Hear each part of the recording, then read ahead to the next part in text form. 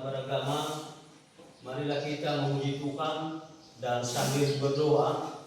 Kami harapkan anak-anak kami bisa salah seorang mengikuti kita dalam bernyanyi dan juga dalam berdoa. Dipersilakan.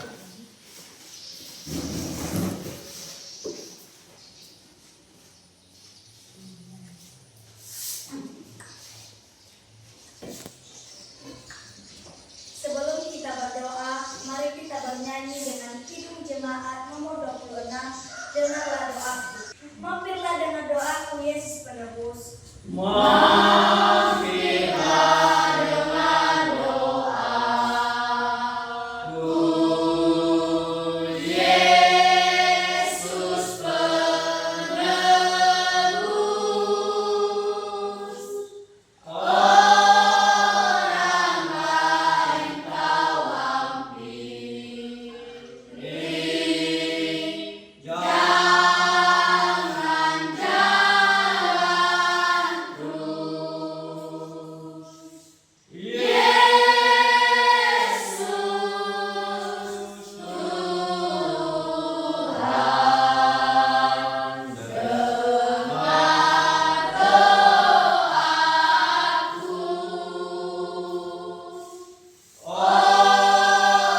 Orang lain kau ampiri, jangan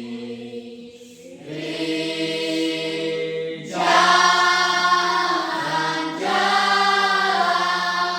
terus. Mari kita bersatu dalam doa. Ya Tuhan, terima kasih atas anugerah dan pertolongan kepada kami.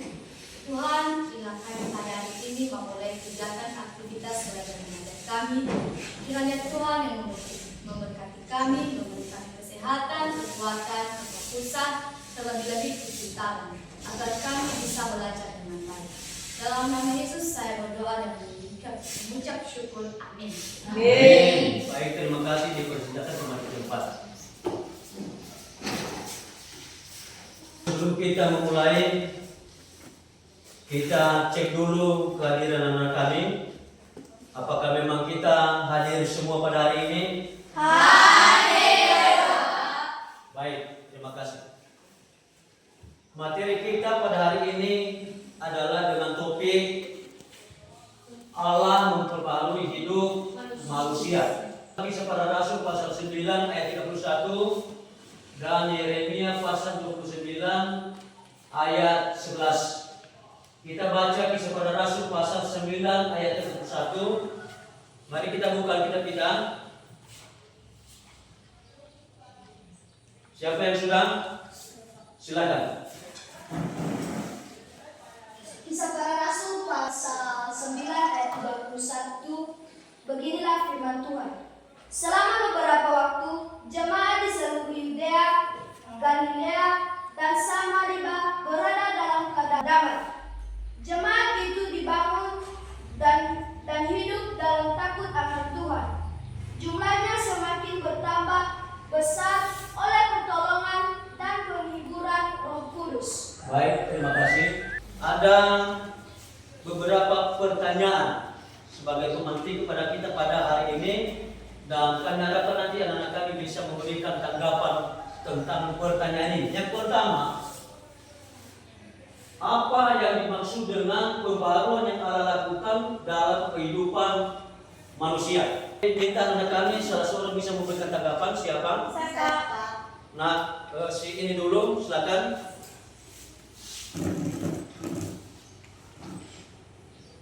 Pembaharuan yang Allah lakukan dalam kehidupan manusia merupakan suatu transformasi radikal yang mengubah seluruh keberadaan seseorang. Ini bukan sekadar perubahan perilaku, tetapi perubahan hati yang mendalam. Dalam konteks Alkitab, perubahan ini sering dikaitkan dengan 1. Kelahiran baru, 2. Pertobatan, 3. Pengudusan, 4. Transformasi. Baik, terima kasih. Tepuk tangan dulu. Siapa lagi yang bisa? Saya, Pak. Silakan.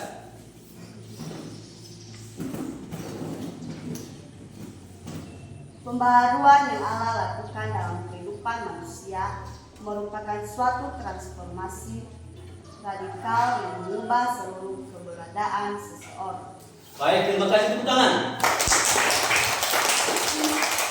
Nah, itu yang pertama. Yang kedua, apa yang bisa kita pelajari dari kisah tokoh-tokoh Alkitab yang mengenal pembaharuan hidup? Ada yang bisa? Silakan. Kisah-kisah tokoh Alkitab yang mengalami pembaharuan hidup memberikan kita banyak pelajaran berharga. Beberapa di antaranya adalah: 1. Tidak ada yang mustahil bagi Tuhan. 2. Proses pembaharuan membutuhkan waktu. 3. Pembaharuan membawa perubahan dalam segala aspek kehidupan. 4. Pembaharuan adalah karya Roh Kudus. 5. Pembaharuan adalah anugerah. Baik, terima kasih, tepuk tangan. Itulah pembaharuan yang Allah lakukan dalam kehidupan manusia. Dan yang kedua tadi, bahwa apa yang bisa kita pelajari dari kisah tokoh-tokoh Alkitab yang mengalami pembaharuan. Yang menjadi tujuan pembelajaran kita pada hari ini adalah ada 3. Yang pertama, menjabarkan cara-cara Allah mengubah dan membangun hidup manusia.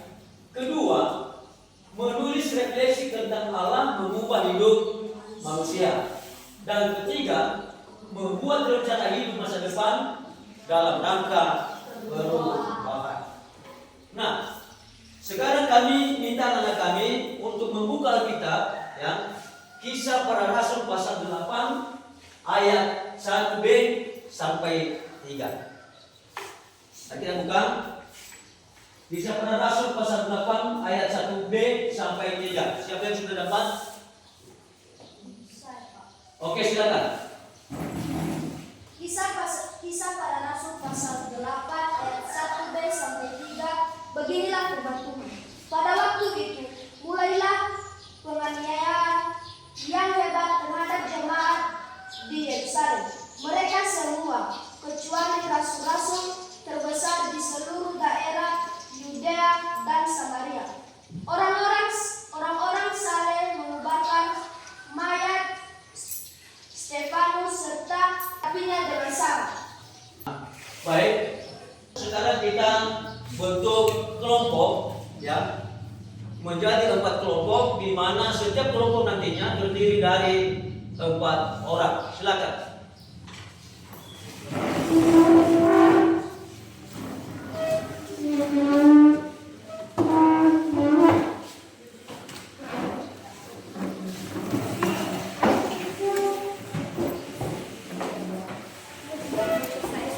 Yang menjadi tugas kita setiap kelompok adalah yang pertama, ya, peserta ini diminta membaca Alkitab dan buku modul, ya. Alkitab yang terdapat di dalam Kisah Para Rasul pasal 8 ayat 1b sampai 3, seperti yang telah kita baca sebelumnya.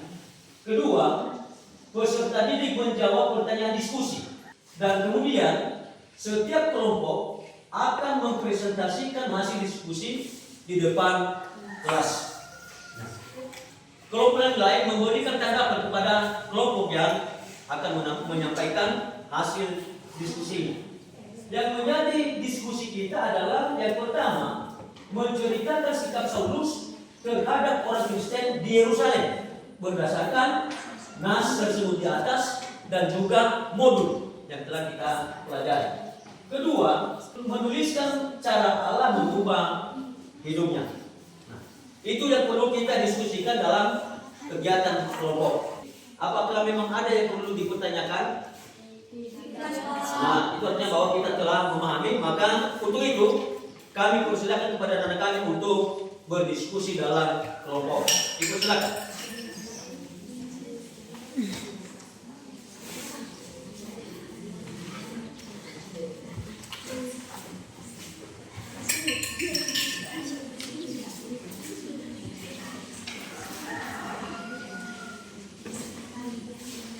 Gimana? Bisa? Ya, terima kasih.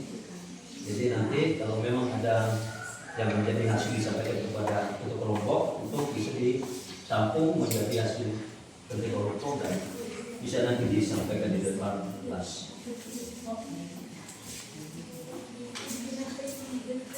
Ada kendala? Tidak, Pak. Baik, silakan dilanjutkan. Bagaimana anak kami? Ada kendala? Tidak, Pak. Baik. Kelompok 1 gimana? Oke, lanjutkan.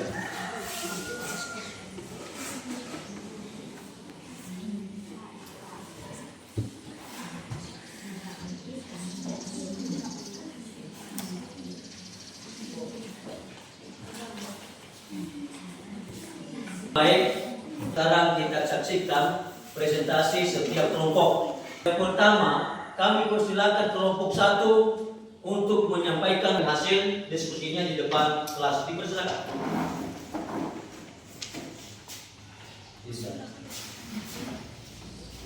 Dan yang lain tolong dipahami, dicermati bersama apa yang menjadi hasil kelompok 1. Dipersilakan. Baik, terima kasih kesempatan yang telah diberikan kepada saya untuk menyampaikan hasil presentasi kami. Dan sebelumnya, terimalah salam saya dalam bahasa daerahnya sekitar Yahoo! Yahoo! Bagaimana sikap Saulus terhadap orang Kristen di Yerusalem? Yaitu, sebelum mengalami pertobatan, Saulus adalah seorang Farisi yang sangat fanatik dan taat pada hukum Taurat. Ia sangat membenci orang Kristen yang dianggap sebagai ancaman terhadap agama Yahudi.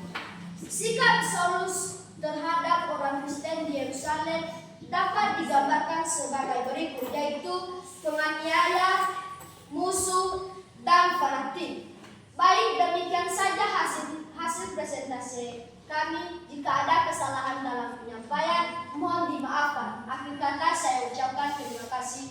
Yahoo! Baik, terima kasih tepuk tangan. Diskusi kelompok 1 dan mereka telah menampilkan hasil diskusinya dengan sangat bagus dan sangat mendalam, memahami tentang bagaimana itu kehidupan orang Kristen pada masa dulu, ya, berkaitan dengan Kisah Para Rasul pasal 8 ayat 1b sampai ayat yang ketiga. Nah, demikian saja anak-anak kami presentasi kelompok untuk hari ini. Sekarang marilah kita bersama-sama menyimpulkan materi pembelajaran yang telah kita pelajari pada hari ini mengenai Allah memperbarui hidup manusia. Sebelum dulu saya menyampaikan kesimpulan pada materi kita, kami minta kepada anak-anak kami salah seorang yang bisa memberikan kesimpulan pada materi kita pada hari ini. Dipersilakan kalau ada.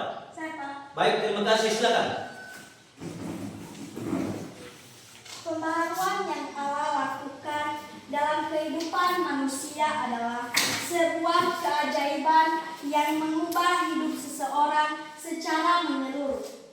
Dengan mempelajari kisah-kisah tokoh Alkitab, kita dapat melihat bahwa pembaharuan adalah mungkin bagi setiap orang yang percaya bagi Yesus Kristus. Baik, terima kasih.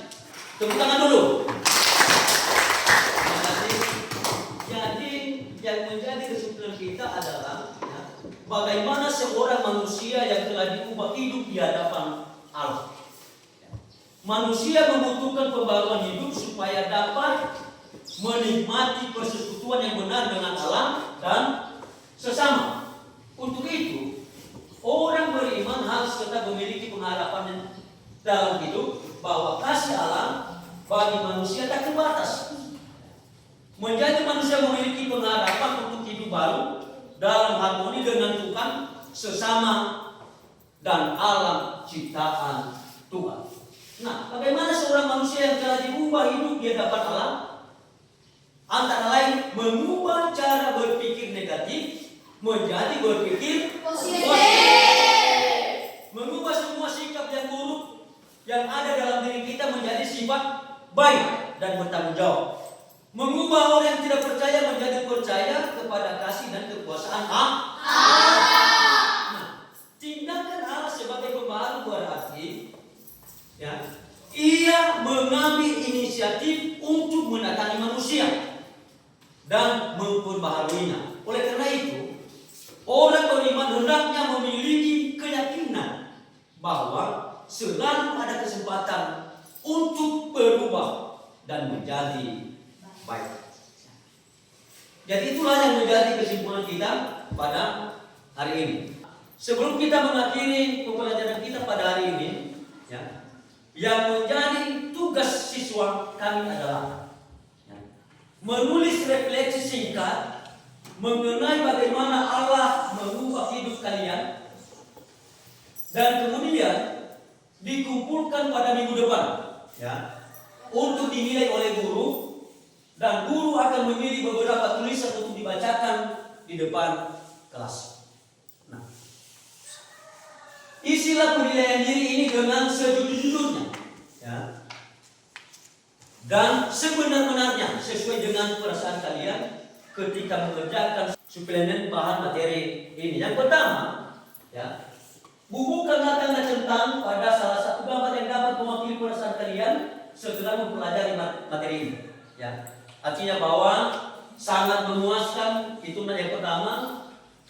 Kedua, memuaskan. Ketiga, cukup memuaskan. Keempat, kurang memuaskan. Dan kelima, sangat tidak memuaskan. Jadi centang salah satu. Mana? Kedua, apa yang sudah kalian pelajari? Ya. Ketiga, apa yang kalian kuasai dari materi ini? Keempat, bagian apa yang belum kalian kuasai? Yang kelima, apa upaya kalian untuk menguasai yang belum kalian kuasai? Berikutnya, sebutkan hal yang menarik dari aktivitas pembelajaran yang sudah kalian lakukan, berikan alasannya. Dan terakhir, sebutkan hal yang tidak menarik dari aktivitas pembelajaran yang sudah kalian lakukan dan berikan juga alasannya. Nah, itulah yang menjadi pertanyaan refleksi untuk kita dan dijawab oleh anak-anak kami seperti yang telah saya sampaikan tadi. Jadi untuk tugas refleksi ini dulu, soal refleksi ada yang perlu dipertanyakan? Tidak. Nah, oleh karena tidak ada, maka demikian saja pertemuan kita pada hari ini, dan kita akhiri dengan doa. Saya minta salah satu dari anak-anak kami untuk memimpin kita dalam doa. Silakan.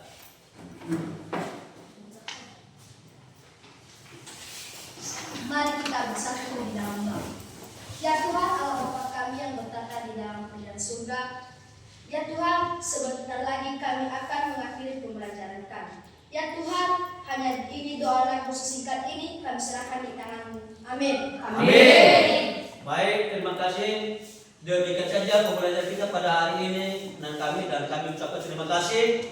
Tuhan Yesus memberkati kita semua. Amin.